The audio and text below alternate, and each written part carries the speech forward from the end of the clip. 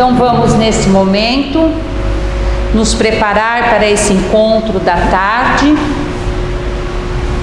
unindo os nossos pensamentos à equipe espiritual desta casa, agradecendo essa oportunidade de estarmos aqui e pedir neste momento que a luz do Mestre amado Jesus possa envolver a nossa mente e o nosso coração, para que possamos assimilar os ensinamentos da tarde e, o mais importante, conseguir colocá-los em prática no nosso dia a dia. Ó Mestre, fazei-me instrumento de vossa paz. Aonde houver ódio, que eu leve o amor. Aonde houver ofensa, que eu leve o perdão. Aonde houver discórdia, que eu leve a união. Aonde houver dúvidas, que eu leve a fé. Aonde houver erro, que eu leve a verdade. Aonde houver desespero, que eu leve a esperança. Aonde houver tristeza, que eu leve a alegria. E aonde houver trevas, que eu leve a luz. Ó Mestre, fazei que eu procure mais consolar do que ser consolado, compreender do que ser compreendido, amar do que ser amado, pois é dando que se recebe, é perdoando que se é perdoado e é morrendo que se vive para a vida eterna, que assim seja. Um jovem de 18 anos, ele sofria de uma doença do coração muito grave. Quando ele recebeu o diagnóstico dos médicos, que a doença era incurável, e ele teria de 8 dias a no máximo 2 anos de vida, ele largou os estudos e se entregou aos excessos de todos os gêneros. Quando as pessoas que conviviam com este jovem tentavam alertá-lo como aquela vida era prejudicial, principalmente ele que se encontrava com a saúde tão abalada, ele dizia: por que vou poupar o meu físico e minha mente, se tenho no máximo 2 anos de vida? Eu quero me divertir, eu quero curtir a vida, eu vou aproveitar até o último dia da minha vida. Essa é uma visão, gente, materialista, de pessoas que vê essa vida presente como única e principal, de pessoas que ou não acreditam ou duvidam da imortalidade da alma. Se esse jovem fosse espírita, ele diria: a morte vai destruir apenas meu corpo físico, que vou deixar como uma roupa bem usada, mas bastante aproveitada, que não vai ser destruída com o meu corpo físico, são tudo aquilo que eu adquirir de qualidades nesta vida. Então, apesar de eu ter um pouco tempo de vida, eu sei que eu vou ser na vida futura tudo aquilo que eu adquirir e fizer nesta vida. Por isso, vou procurar o máximo possível adquirir qualidades morais e intelectuais. Não vão ser enterradas com meu corpo e nem destruídas, mas vou carregá-las comigo, como patrimônio do meu espírito para a eternidade. E todas as imperfeições, nesse mesmo curto tempo que tenho ainda, que eu consegui me despojar, vão significar passos a caminho da felicidade. A minha felicidade ou infelicidade na vida futura está nas minhas mãos. Da utilidade ou inutilidade que eu fizer desta vida presente. Por isso, vou poupar meu corpo e minha mente de tudo aquilo que possa tirar minhas forças e energias. Qual dessas duas visões é preferível? A materialista ou a espiritualista? Essa história quem conta é Kardec. no primeiro capítulo, nas primeiras páginas do livro O Céu, o Inferno. Então este livro, o quarto livro codificado por Kardec, publicado em 1865, nasceu, gente, dessa certeza que todos nós temos: um dia vamos deixar o corpo físico, um dia nós vamos morrer. Essa é uma preocupação que nos acompanha, gente, ao longo da nossa história.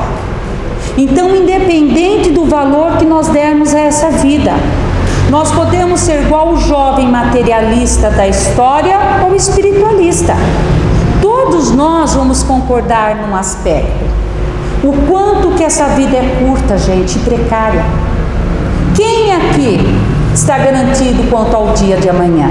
Nós não estamos seguros. Nem um segundo depois que eu deixar de falar. Nós não sabemos em que lugar da fila que nós estamos para embarcar para o retorno à pátria espiritual. Nós estamos até dando preferência. Nós até queremos que as pessoas passem na frente. Mas vai chegar uma hora, um momento fatal. E aí? O que vai ser de mim? Para onde eu vou? Eu vou encontrar aquelas pessoas que partiram antes? Vou para o céu? Inferno? Vou ser feliz ou infeliz? Então, gente, até mesmo jovens materialistas como o da nossa história, num momento fatal, se preocupam. Então, o céu e o inferno, uma das finalidades é exatamente nos preparar para esse momento que todos nós temos certeza. E todos nós nos preocupamos. Sabe por que nós nos preocupamos? Porque independente, gente, do valor que você der à vida, da crença que você tenha da imortalidade ou não, temos horror ao nada. E o horror ao nada é instintivo, gente, em nós. Porque nascemos sim com o véu do esquecimento, por sinal abençoado, né? Porque nós já passamos, talvez estejamos passando ou passaremos por situações que nós não temos ainda estrutura emocional para entender o porquê ou para quê. Então ele é abençoado, o véu do esquecimento. Então, independente se a gente crê ou não, gente, essa essência que está dentro de nós, ela sabe de onde a gente veio. Ela sabe de todo o nosso compromisso, né, Cris, assumido no mundo espiritual antes de reencarnar. Tudo aquilo que você se comprometeu a fazer aqui, aquela dívida grande nossa que o Pai parcelou em suaves prestações. A gente tem quantas encarnações, traz um pouquinho por vez. Aí a nossa essência vê, mas não está fazendo nada daquilo que se comprometeu. Trouxe as dívidas, não quitou. Está acumulando mais dívida, não está fazendo nada do que se comprometeu. Então a nossa essência sabe, gente, que é dependendo do que eu fizer aqui que garante a minha vida futura. Então o céu e o inferno, que vem nos preparar para esse momento, vai nos esclarecer. Não precisa desencarnar para saber se você vai para o céu ou para o inferno. Não precisa desencarnar para saber se você vai ser feliz ou infeliz. Cada um aqui pode responder agora. Como que você se sente hoje? Quais são seus sonhos? As suas necessidades? Seus desejos? Quais são os seus compromissos? Quais são as suas pendências, dependências, seus limites? Como estão os seus relacionamentos? Os conflitos que você está vivendo? Hoje, você é uma pessoa feliz ou infeliz? Está respondido. Se chegasse o nosso momento hoje de embarcar ao retorno à pátria espiritual, que você desembarcar lá, gente, depois que passar o nosso processo de adaptação, de consciência, cada um de nós, dependendo da vida, tem seu despertar lá, você vai descobrir, mas estou igualzinho. Estou sentindo tudo que sentia lá, só deixei o corpo físico. Só deixei todas as minhas conquistas, minha conta bancária, minhas propriedades, tudo que é matéria está lá.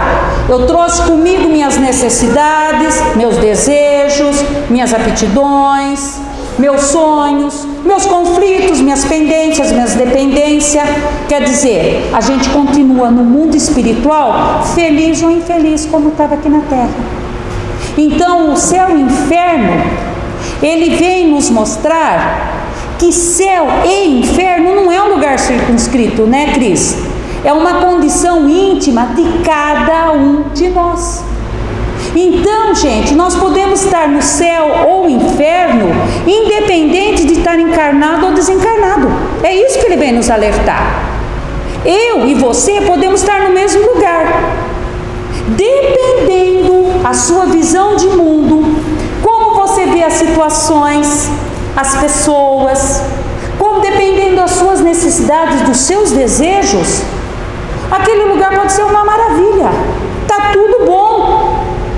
Se tem alguma dificuldade, você tem aquela fé raciocinada, aquela confiança de entrega à providência divina, você sabe que vai passar. Então você se sente no céu. E eu posso estar passando a mesma situação no mesmo lugar, dependendo do meu grau evolutivo, da minha visão de mundo, das minhas necessidades, do meu desejo, nada daquilo para mim é suficiente. Eu posso estar no inferno. A mesma coisa acontece com o desencarnado, gente. Quando nós desencarnarmos, nós só vamos mudar de estado, de condição, de corpo. Então, como a gente vai aprender no céu e no inferno toda a codificação espírita, há muitas moradas na casa de meu Pai.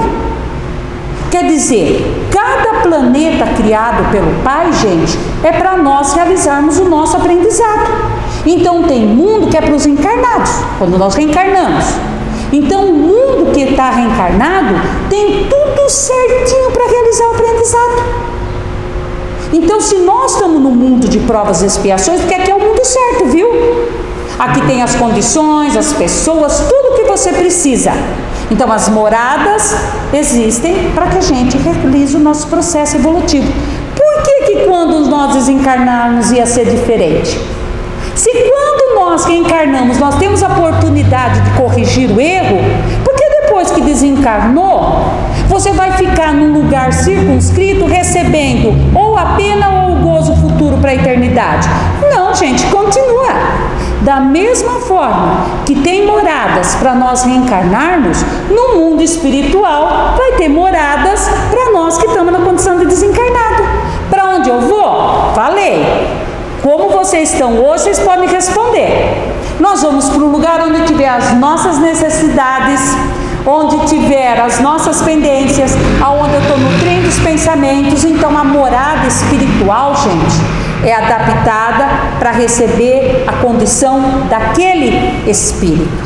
Então nós, da mesma forma que nós nos encontramos no céu, no inferno, no estado íntimo aqui, nós vamos nos encontrar dependendo da condição que nós estamos.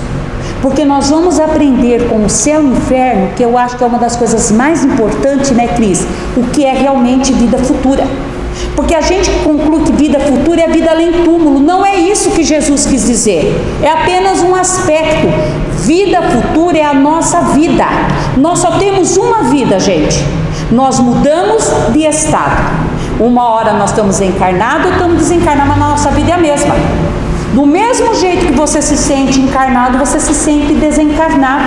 Então esse futuro que Jesus nos coloca é a consequência depois do teu ato. Então se você encarnado ou desencarnado agir de acordo com a lei de Deus, a consequência que você vai ter é se sentir em um lugar que é o céu. Se você não agir de acordo com as leis de Deus, a consequência te leva a viver no inferno. Porque você não tem paz de consciência do dever cumprido. Então a vida nossa é uma só. Então estar no céu ou inferno vai depender da nossa condição.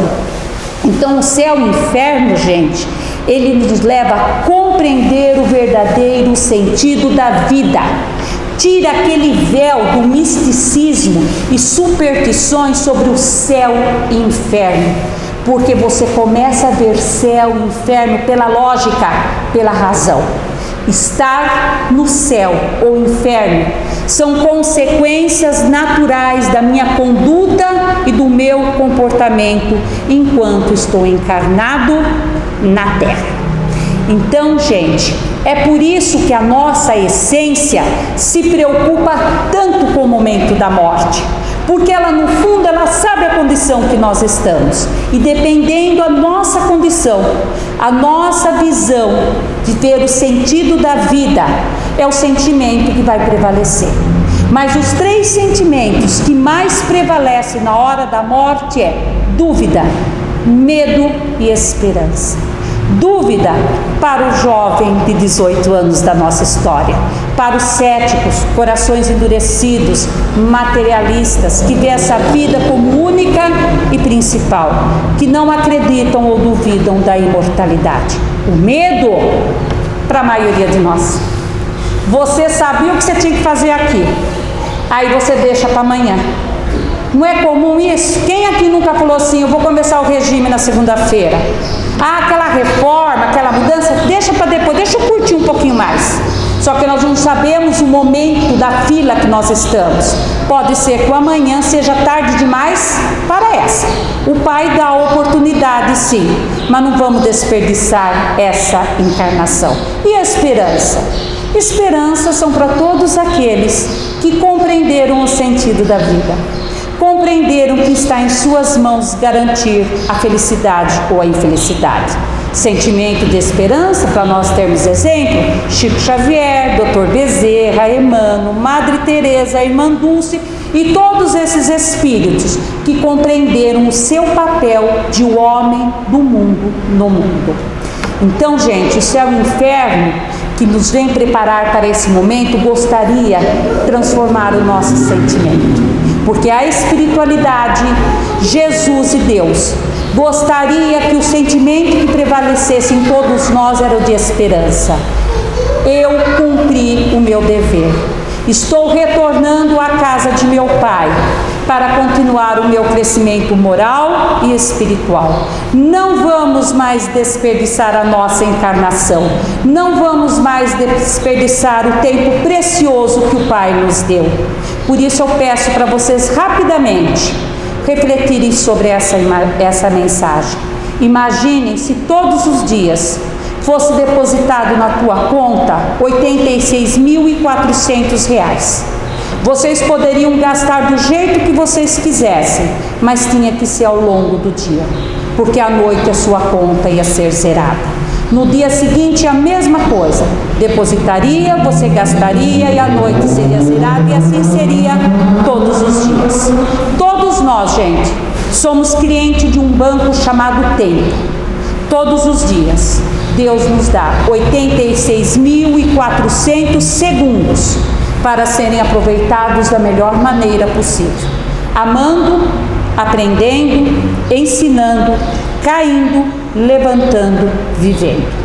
Estamos aproveitando os 86.400 do precioso tempo que Deus nos dá? Alguém aqui já parou para pensar no valor do tempo? Querem saber o valor de um ano?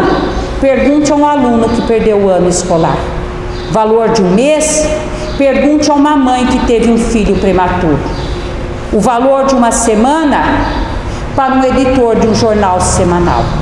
O valor de um dia?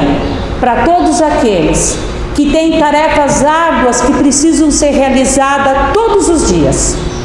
O valor de uma hora? Ficou fácil. Pergunte a um casal de apaixonados que não vê a hora de se encontrarem. O valor de um minuto? Pergunte para quem perdeu o voo de um avião. O valor de um segundo? Para quem evitou um acidente grave. Milésimo de segundo?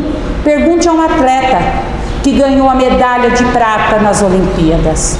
O tempo é precioso demais para ser desperdiçado. Deus nos deu para nós compartilharmos com aqueles que nós mais amamos. Nossos pais, filhos, netos, marido, esposa, amigos, que muitas vezes a gente só dá conta quando eles se vão. O tempo nos ensina que aqueles que nós amamos, muitas vezes são retirados de nós cedo demais. Eu tinha tanto para falar, eu tinha tantos beijos, eu tinha tantos abraços, eu tinha tanto amor para dar. Por isso, Deixe todos aqueles que vocês amam, com palavras e gestos de carinho e amor. Pode ser a última vez que vocês os vejam. Agarrem-se agora. Não diga mais depois eu faço. O futuro é muito incerto para os nossos planos. Por isso, o ontem é história, o amanhã misterioso e incerto. Mas o hoje é dádiva. Por isso ele se chama presente, presente de Deus. Por isso vamos aproveitar e nos transformar nesta árvore que dá bons frutos. Cris, com você. Gente, como é a primeira vez que eu estou voltando para cá, muito feliz essa tarde de estar presencialmente, fisicamente com todos vocês.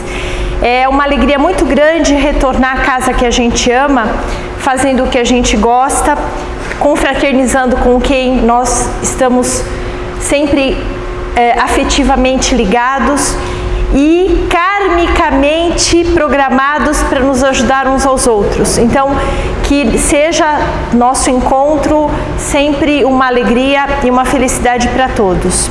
Hoje, em particular, nós vamos falar de um capítulo que é um capítulo que nunca sai de moda, né?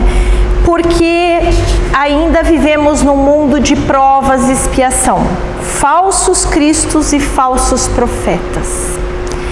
Quando a gente analisa, né, eu estava hoje lendo ele de novo, a gente analisa esse capítulo, a gente acha que é exatamente só fala de mediunidade, de ledores de sorte, mas a gente vai dar um enfoque um pouquinho diferente para esse capítulo, que vai fazer com que a gente se lembre, gente, que todas as passagens do Evangelho são as nossas bússolas seguras de vida prática. A gente esquece que o Evangelho, ele não é uma letra morta, ele é a bússola viva de condução para o melhor caminho. Então, vou ler um pouquinho para vocês. O item que me cabe é: conhece-se a árvore pelos frutos. Por que não é boa a árvore a que dá maus frutos, nem má a árvore a que dá bons frutos? Porquanto cada árvore é conhecida pelo seu fruto. Porque nem os homens colhem figos dos espinheiros, nem dos abrolhos vindimam uvas. O homem bom, do bom tesouro do seu coração tira o bem, e o homem mau, do mau tesouro tira o mal. Porque do que está cheio o coração, disso é que fala a boca.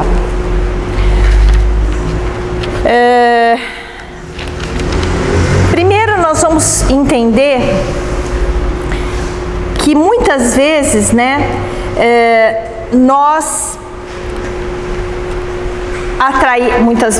todas as vezes, nós atraímos para nós a situação que nos é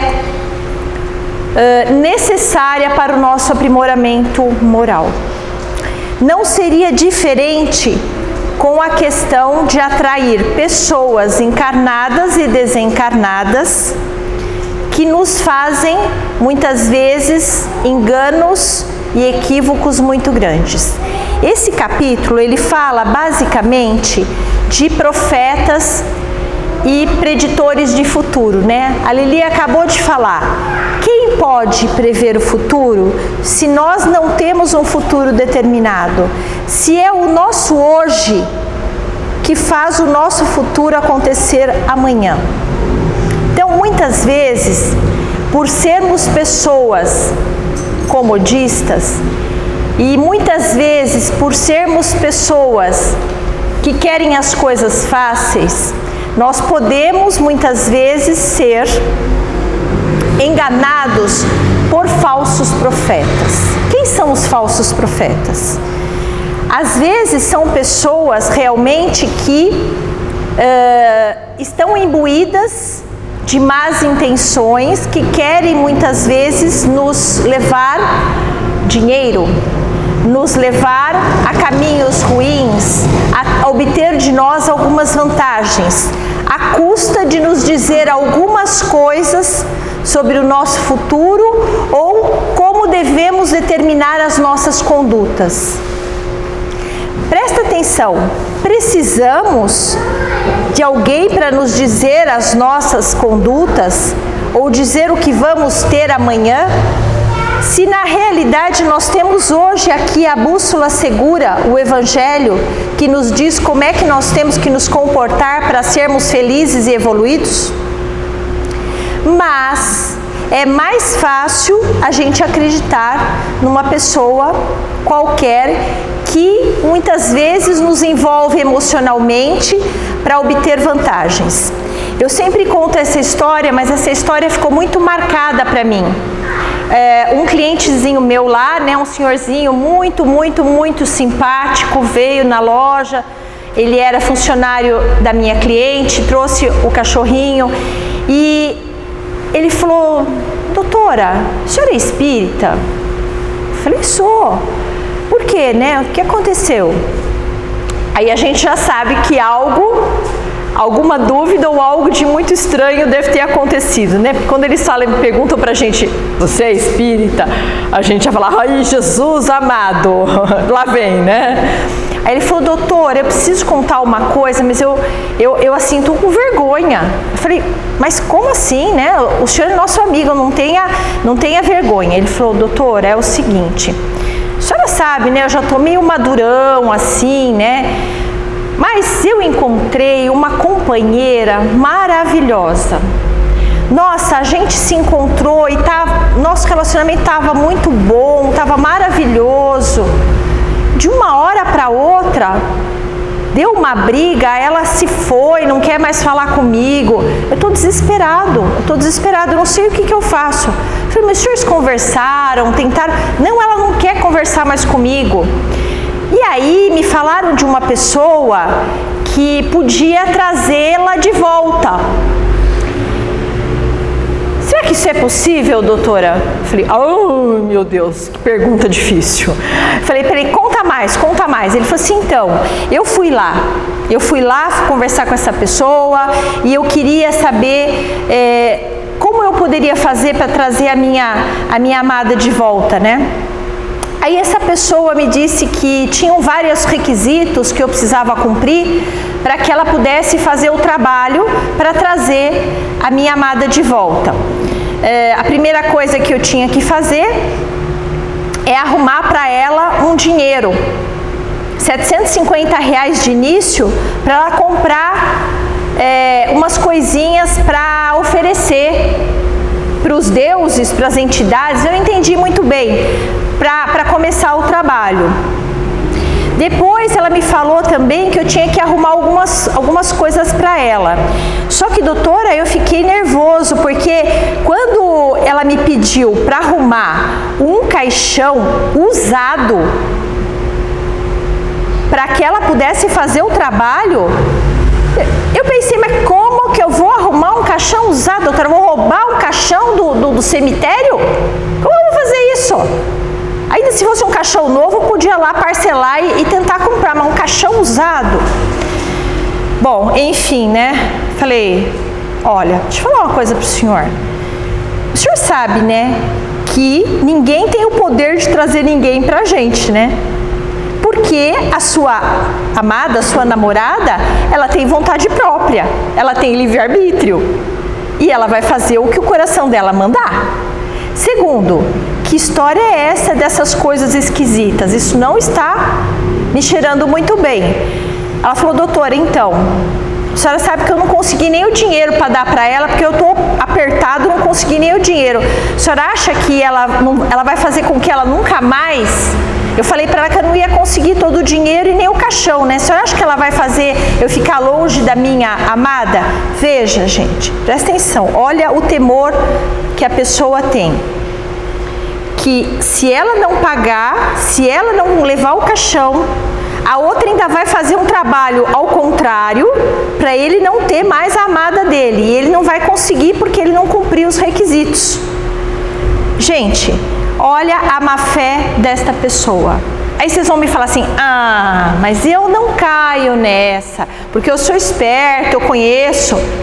Deixa pegar vocês numa situação de agonia. A outra cliente minha veio, doutora, é o seguinte, eu desacreditei dessa coisa de espírita, tá? De umbanda, de espírita, olha, desacreditei. Por quê? Porque meu marido ficou no hospital, muito doente, e eu frequentava um lugar e eles me afirmaram que com certeza ele iria sair dessa, me pediram várias coisas, várias remunerações. Doutor, ele morreu. Falei, mas escuta, na mão de quem que está a vida e a morte, gente? Como assim a senhora acreditou que alguém pudesse deixar o seu marido vivo ou não, com coisas como dinheiro, velas, comidas, etc, etc. Então, veja, gente, olha a desinformação. Ela não é uma pessoa ignorante, uma pessoa intelectualmente bem provida. O primeiro senhorzinho era mais simples, essa aqui ela é bem mais instruída, só que ela estava tão fragilizada que tudo que pediram ela fez. Porque ela ficou 6 meses internada com o esposo dentro do hospital. Olha o nível de estresse dela. Então, pensem que na realidade, a gente no momento de fragilidade acaba fazendo coisas que estão completamente fora da nossa razão. Primeira coisa, a razão é sempre a melhor opção. A emoção é sempre a pior opção para tudo que a gente for fazer. No calor da emoção, nunca façam nada. Nunca tomem qualquer atitude no calor da emoção. Nunca façam escolhas no calor de uma emoção. Tem que esfriar a cabeça, colocar a cabeça no travesseiro, fazer uma oração, esperar a inspiração dos bons espíritos, que a coisa muda de figura imediatamente. Eu tive um percalço esse ano, tomei uma atitude no calor da hora e estou há 10 meses tentando resolver a situação que eu criei no calor da hora. Foi culpa de alguém? Culpa própria. Movida por uma emoção e por um sentimento de orgulho, toma-se uma decisão, depois colhe-se os frutos dessa decisão. Então, cuidado. E com relação a esses preditores de sorte, aos fazedores de trabalho, e não é só por esse pessoal, tá? Infelizmente, dentro das próprias casas espíritas, nós temos fragilidades, porque somos humanos, somos médiuns que têm problemas e têm dificuldades morais. Muitas vezes somos tomados da ideia de falar algumas coisas inspirados por entidades que muitas vezes não temos certeza de quem são e acabamos mudando o rumo da vida de uma pessoa.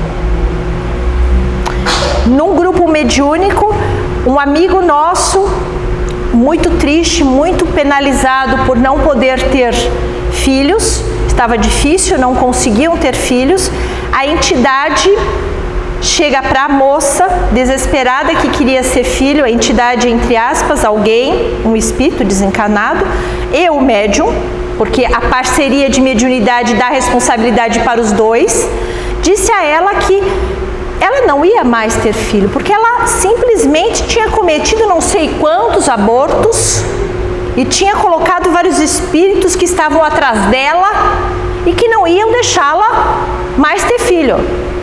Prestem bem atenção nisso. Quando um espírito tem autorização para falar isso, quando um médium consciente, com educação mediúnica, ele tem condição de abrir a boca para fazer esse tipo de serviço. Ele podia sim, olhe, às vezes temos lá nas nossas vidas anteriores problemas, coisas equívocos que fizemos, muitas vezes você nessa vida não vai conseguir por enquanto, mas isso não significa que é eterno. As coisas não são estanques e a sua conduta vai mudar o seu destino. e tudo na vida é possível, não existe nada impossível. Olha a diferença de conduta. Mesmo que isso fosse verdade, eu não sei, tá? Se era verdade ou era mentira, não interessa. Isso não é para ser falado, não é caridoso. Então, tudo que for contra a lei do amor não é para o bem, é para o mal. E nós médiuns, todos somos médiuns, precisamos tomar muito cuidado com as nossas palavras e as nossas ações. Dentro dos nossos corações não pode existir, você entendeu? O campo para que os maus espíritos nos usem como instrumentos para a maldade, instrumentos para a crueldade. Nós temos que ser instrumentos do bem, instrumentos da bondade divina, instrumentos do bem, nunca do mal. Então, esse capítulo em especial, ele nos fala exatamente para termos cautela, para termos cuidado com aqueles que nós procuramos, muitas vezes na esperança de ter soluções fáceis para a nossa vida. Não existe solução fácil. Existe um degrau de cada vez. Existe um dia após o outro. O tempo que você vai demorar para fazer a sua evolução é o tempo que você vai precisar para aprender e compreender as leis divinas. Então não existe salto, não existe milagre. O milagre não existe. O milagre, ele existe no sentido de que Deus colocou dentro de nós tudo o que nós precisamos para ser felizes e evoluídos. Esse é o grande milagre. Esse é a grande dádiva de Deus. Não são as coisas externas. É o lado divino de todos nós. Odilon fala muito aqui, eu gosto muito desse livro, se alguém gosta de mediunidade, Mediunidade e Doutrina, de Odilon Fernandes, psicografia de Carlos Bacelli, ele fala aqui um pedacinho que eu vou ler para vocês. Os espíritos voltados ao mal tudo fazem para atrapalhar o medianeiro bem intencionado. Criam dificuldades, armam ciladas, preparam obstáculos, interferem na sua vida profissional, favorecem situações embaraçosas. Há uma necessidade muito grande da vigilância diária. Como todos somos médiuns, isso vale para todo mundo. Não aqueles que trabalham ostensivamente a sua mediunidade, mas todos aqueles que são medianeiros. Outra coisa que ele coloca aqui: vivemos mergulhados num oceano de ideias e emoções, influenciamos e somos influenciados. Mas lembrem-se, semelhante atrai semelhante. O Sr. Donai falava uma coisa de que existem pessoas assassináveis. Eu achava isso o máximo, né? Como assim? O senhor acha que eu vou ser assassinável? Ninguém quer ser assassinado, ninguém quer desencarnar. Todo mundo tem medo do futuro e do incerto. Ele falou, veja, todas as pessoas que portam uma arma, elas são assassináveis. Porque elas já estão se predispondo a arrancar a arma, matar ou morrer. Porque nem sempre você é o mais rápido. Às vezes você saca a arma e o cara é mais rápido que você e você vai para o plano espiritual mais rápido que ele.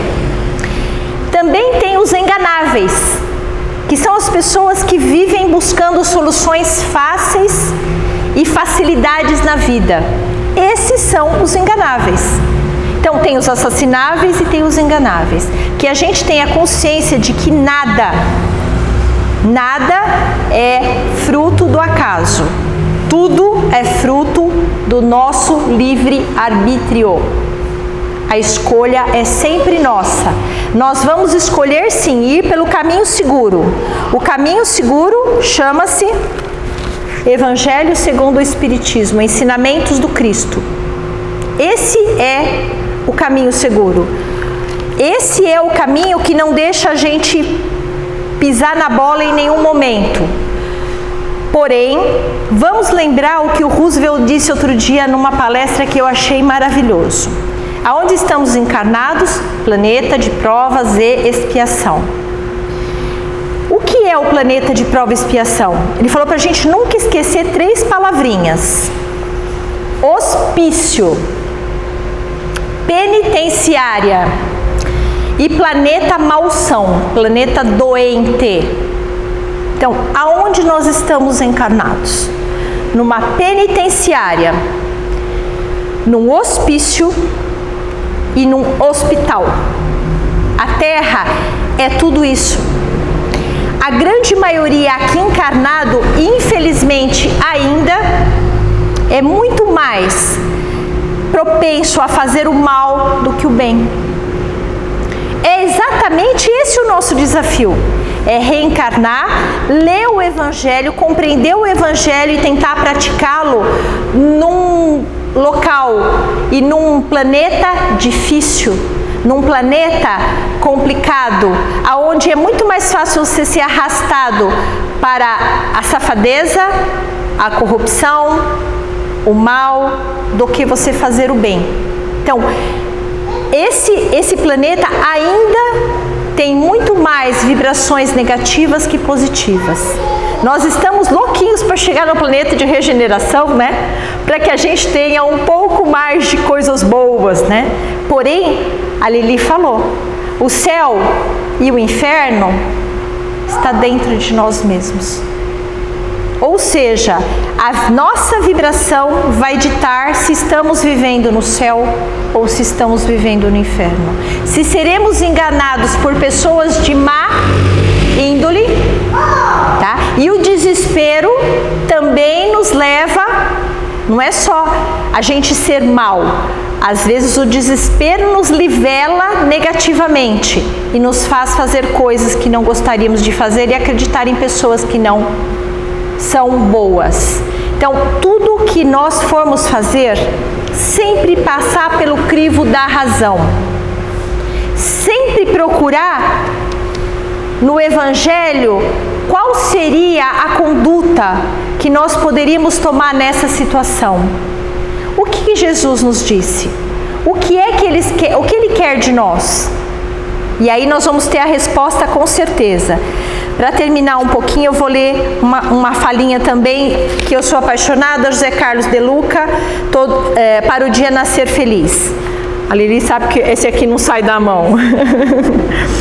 Aí ele pôs o seguinte aqui, ó. No fundo, ninguém está sozinho, sempre estaremos acompanhados do que transitam na mesma faixa vibratória das nossas cogitações. O espírito Marco Prisco nos oferece preciosos exemplos. Acompanhe a mentira e em breve jornada e você estará com mentirosos em todos os lugares. Procure um erro e você tropeçará em multidões e múltiplos crimes. Sintonize a falsidade e você se cercará de ficções enganosas. Valorize com muito respeito a calúnia e seu caminho surgirá cheio de acusadores indébitos. Reporte-se a dificuldade e obstáculos e eles surgirão à sua volta. Tente encontrar um culpado e diversos sicários virão a você. Fui ver o que era sicário, gente, porque eu não sabia, tá? Sicário é carrasco, sanguessuga, carrasco sangrento, aquele que está capataz, tá? Então, quando a gente começa a achar culpados em todos, o que a gente encontra pelo nosso caminho são capatazes. E o que eu gostaria de deixar para vocês é uma reflexão de quem nós gostaríamos de ter perto de nós. Se você realmente quer ser bem acompanhado pelos espíritos de luz, infelizmente não há outra forma senão vibrar na mesma vibração e sintonia deles. Todas as vezes que a gente se afastar das energias do alto, com sentimentos de ódio, de culpa, de vingança, de desespero, de tristeza profunda, todas as vezes que a gente acabar se envolvendo e se contaminando com essas energias, nós seremos sim acompanhados por entidades com os sentimentos semelhantes. E não podemos, de jeito, maneira nenhuma, dizer que a culpa são dos nossos obsessores. A culpa não existe, existe sintonia vibratória. E ela é passível de ser mudada a todo momento. E é esse o nosso desafio diário: combater os maus pensamentos, exacerbar os sonhos e as metas para o bem. Eu vou ler depois uma falinha aqui de um amigo que deixou comigo aqui uma fala. É exatamente esse o nosso desafio diário. E isso que nós estamos fazendo aqui é uma partilha de fortalecimentos. Porque sozinho, gente, é muito difícil. Mas quando a gente partilha as nossas angústias, a gente partilha as nossas alegrias, quando a gente partilha as nossas vibrações, tudo passa a ser mais fácil, menos penoso. Somos gregários e fomos colocados para viver em sociedade. E esse nosso grupo, os grupos de trabalho, de estudo, o nosso grupo familiar, ele é exatamente colocado no nosso caminho para o nosso adiantamento moral, para serem as nossas muletas para a nossa reencarnação atual. Então, que a gente utilize toda essa energia para nos fortalecer, para nos deixar mais firmes no bem e mais certos de que estamos aqui para ser felizes e evoluídos. Vou ler uma mensagenzinha que eu escrevi rapidinho aqui. Caros e queridos amigos, estamos aqui muito contentes por contar com a presença física de vocês novamente. É uma alegria compartilhar as vibrações e as energias com vocês. Vou dizer breves palavras para que o nosso coração seja abrandado dos temores e das tristezas. Tudo que existe é sempre para a nossa evolução moral e nada é em vão. É preciso que tomemos conta dos nossos sentimentos. Não permitam que os maus pensamentos tomem sua mente e contaminem o seu coração. Todas as vezes que algum pensamento negativo vier a povoar sua mente, ore e peça ao bom irmão Jesus que livre de todo o mal e não deixe ocioso suas ideias. Coloque no lugar sonhos e metas para o bem. O bem é sempre soberano, pois procede de Deus. Abraços, Jurandir. Muito obrigada, boa tarde a todos.